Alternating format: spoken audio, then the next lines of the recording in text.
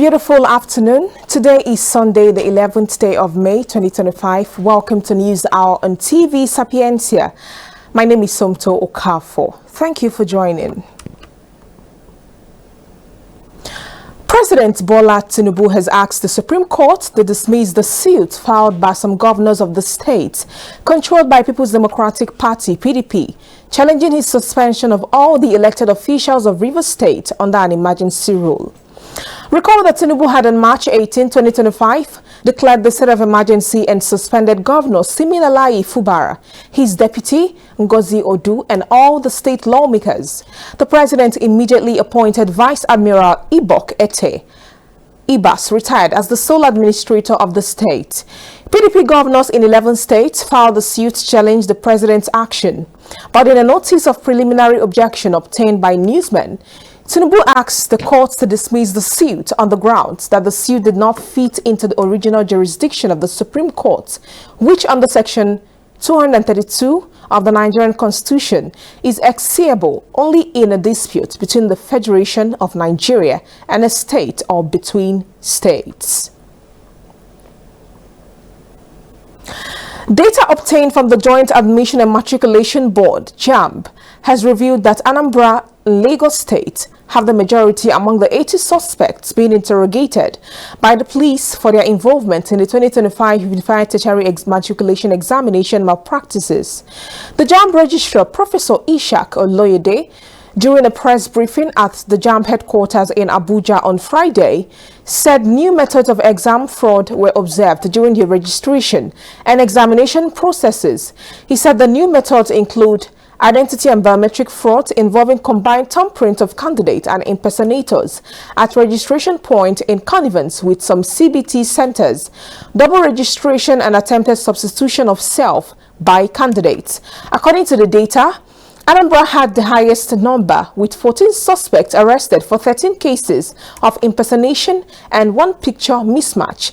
Lagos follows with 9 suspects arrested for cases of impersonation, spying, and possession of mobile phones. Other states with notable arrests include Delta with 8 suspects for impersonation, Kano with 7 suspects for impersonation and mobile phones possession, and Kaduna with 6 suspects for impersonation and mobile phone possession. Recall that the 2025 UTME results were officially released to the public on Friday. Ahead of the release, JAMB provided statistics on the performance of the 1.9 million naira candidates, 9 million candidates who participated in the exam. The figures show a staggering outcome as over 1.5 million candidates scored below 200, which is considered the average benchmark. The Socioeconomic Rights and Accountability Project, SERAP, has called on the Central Bank of Nigeria, CBN, to immediately disclose whether it has commenced the direct disbursement of allocations to the 774 local government areas in Nigeria, following the Supreme Court's landmark judgment nullifying state governors' control over local government area funds. In a letter dated 10th May 2025, obtained by newsmen, addressed to the CBN Governor, Mr. Olayemi Cardozo, and signed by SERAP's Deputy Director, Kolawole Oluwadare. The group also demanded that the bank widely publish the amount, if any, so far sent directly to each of the local governments and provide a detailed explanation of any payments already made, particularly to local government areas in Rivers State. This request follows a Supreme Court judgment declaring the practice by governors and the FCT Minister of retaining and disbursing local government area allocations unconstitutional and unlawful. The court ruled that no governor or agency has the authority to interfere with allocations meant for local government areas from the Federation accounts.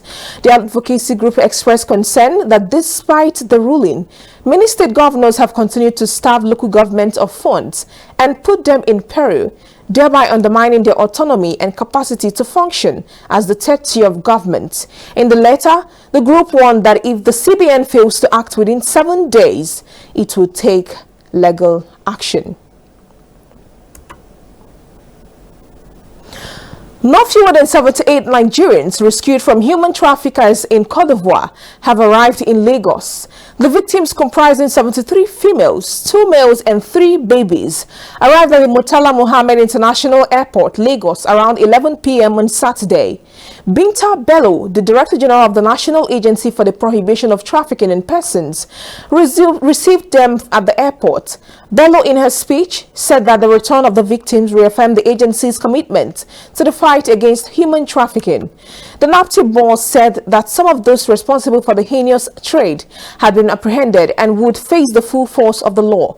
According to her, the agency will profile and chat with survivors for necessary measures in line with its mandate, which included counseling and skill acquisition training. Bello urged the public to raise awareness, report suspicious activities, and stand together against the grave violation of human dignity. The 19 Northern governors under the auspices of the Northern State Governors Forum, NSGF, have demanded an immediate review of Nigeria's security strategies and the creation of state police to tackle the resurgence of Boko Haram activities in some parts of the northeast, killings by bandits in the northwest and north central, as well as the general insecurity across the country. This is just as the Governor Uba Sani of Kaduna State debunked the fears that governors could abuse state police, stressing that the legal framework to be enacted by the National Assembly will restrict the power of state police to the fight against insecurity and criminalities and not political cases. In a communique issued yesterday at the end of their meeting with the Northern Traditional Rulers Council, NTRC, at the Government House, Kaduna, the governors called on the National Assembly to expedite action on the enactment of the legal framework for the takeoff of the state police. Some People's Democratic Party PDP members have defected to the All Progressives Congress APC. A member representing Suleja, Gurara and Tafa Federal Constituency, Adamu Lokoja in Niger State, defected to the All Progressives Congress APC from the People's Democratic Party PDP. Recent defectors from the PDP to the APC have cited internal party crisis and a lack of cohesiveness as their motivations. Representative Lokoja is among 3 members of the 10th Assembly who were elected under the platform of the opposition party in Niger State. In a recent instance, 3 PDP lawmakers from Katsina State defected to the APC, citing prolonged and unresolved crisis within the PDP. This trend highlights the challenge faced by the PDP in maintaining its membership and influence ahead of the election. Also, the national leader of the Kwankwaso movement and former Kano State Governor, Senator Rabiu Musa Kwankwaso, has condemned the defection of some top members of the New Nigerian People Party, NNPP, in the Kano to the All Progressives Congress, APC, accusing them of turning their backs on the ideals and loyalty of the movement.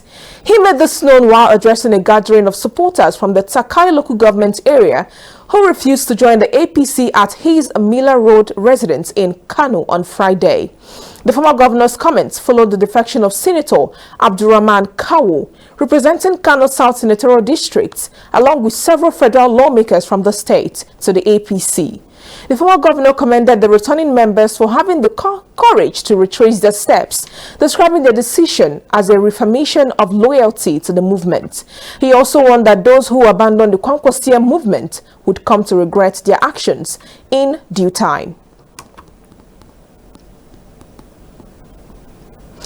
The Kano State government has announced plans to sponsor 141,715 students who passed the Senior Secondary Qualifying Examination (SSQE) for the 2025 National Examinations Council (NECO), National Board for Arabic and Islamic Studies (NABIS), and National Business and Technical Examinations Board (NAPTEB).